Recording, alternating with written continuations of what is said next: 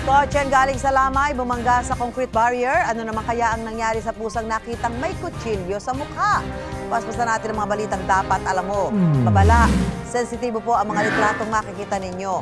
Hinahanap ngayon ng isang pusa sa San Jose City, Nueva Ecija na nakunan ng litrato na may nakatarak na kutsilyo malapit sa kanyang kanang mata. Nasa 2 pulgada raw ang pagkakabao ng kutsilyo. Ayon sa uploader ng mga litrato, napansin daw niya ang pusa sa palengke. May nagtangka raw tumulong sa pusa pero tumakbo ito hanggang sa natanggal ang kutsilyo sa ulo nito. Disgrasya sa Luisiana, Laguna, patay ang 3 sa 5 sakay ng isang kotseng galing sa isang lamay sa Bicol matapos silang bumangga sa concrete barrier. Kita sa CCTV sa lugar na sa malayo pa lang, humaharurot na ang kotse. Pagdating sa kurbada, dumiretso ito at tumama sa concrete barrier. Nagpapagaling pa ang driver at isa pang sakay.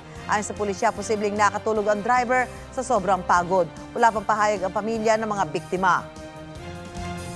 Nasunog sa loob ng 1.5 oras ang di bababa sa 10 bahay sa Barangay 38 sa Caloocan kagabi. Walang naitalang sugatan. Sa tansya ng Bureau of Fire Protection, nasa 200,000 piso ang inisyal na halaga ng pinsala sa sunog na iniimbestigahan pa ang sanhi.